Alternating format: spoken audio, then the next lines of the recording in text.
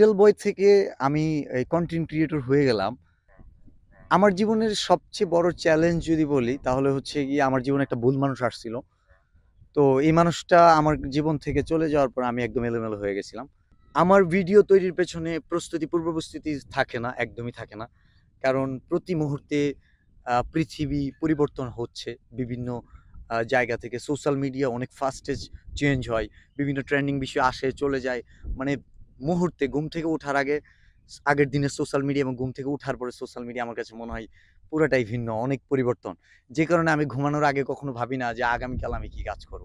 So আগামীকালের জন্য আমি আগামীকালই প্রস্তুতি নিই এবং পরিকল্পনা আমার থাকে না। আমি ইনস্ট্যান্ট চিন্তা ভাবনা করি এবং এইটা দীর্ঘদিন প্রচেষ্টার ফলে আমার জন্য ইজি হয়ে গেছে। আমার কনটেন্টে এটা যুক্ত হলো ছন্দ দিয়ে কথা বলা। আমি কিন্তু শুরুতে এমন ভিডিও বানাতাম না। সো আমার ক্যামেরাম্যানের সাথে অনেক সময় দুষ্টুমি করতাম, মজা করতাম। ২-১ লাইন কবিতার ছলে কথা মিলাই বলতাম। অনেক সময় দেখা যেত স্ক্রিপ্ট ছাড়া আমরা ২-৪-৫ লাইন দুষ্টামি করতে, করতে ৫০ লাইনও বলে ফেলতাম। হয়তো একটু সময় লাগতো। সোশ্যাল মিডিয়াতে আমরা পুরোটা দেই না, অডিয়েন্স আদৌ কি দেখবে কিনা বা তাদের সময়ের জন্য নষ্ট না হয়। সেই কারণে খুব কম সময়ে যেটা ফুটিয়ে তোলা যায় সেটাই চেষ্টা করি। আমার কনটেন্টে আমি কাজ করতে চাই একদম যেটা মানুষ রিলেট করতে পারে, যেটা সোশ্যাল বেস কাজ করতেছি মানুষের জন্য, ডিরেক্ট যেটা করতেছি, যেখানে আসলে আমার ভিডিও, আমার কথা, আমার এই জ্ঞান চর্চা এর বাইরেও যেটা থাকে, তো সেই জিনিসটা একদম মানুষকে ভাবায় এবং এটা ভাবনারই বিষয় যে আমরাও তো চাইলে পারি। সো এইটাই আর কি। আরেকটা বিষয় হচ্ছে ভবিষ্যতে আপনি কি ধরনের কনটেন্ট তৈরি করতে চান বা নতুন কোনো পরিকল্পনা আছে কিনা? আমার প্রতিটা পরিকল্পনাই নতুন, কারণ আমি আগামীকাল যে কাজটা করবো এটা আমি আজকে জানি না।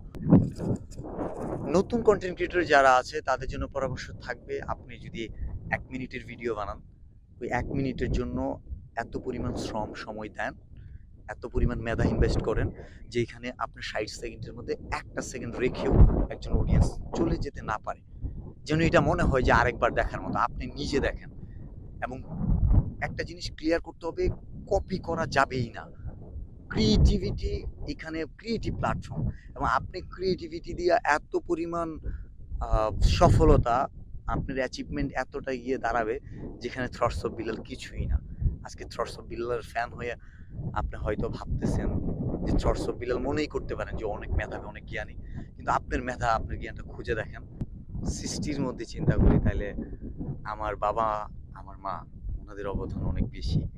আমার আব্বা আমাকে এত পরিমাণ জিনিস শিখাইছে এবং শেখানোর সুযোগ হইছে, তার 5% এখন পর্যন্ত এপ্লাই করতে পারিনি।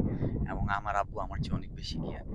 এটা নিজের বাবা বলে কথা না। প্রত্যেকটা বাবাই তার সন্তানের চেয়ে জ্ঞানী। সেটা হচ্ছে গিয়ে পড়াশোনার ক্ষেত্রে না হলেও বাস্তব জীবনের ক্ষেত্রে। কারণ আমার বাবা হোঁচট খেয়ে পড়ছে। হয়তো ঘুরে দাঁড়ানোর সময়টা তার হয় নাই। কিন্তু ঘুরে যে দাঁড়াতে হবে সেই শিক্ষাটা আমাকে দিয়ে দিছে।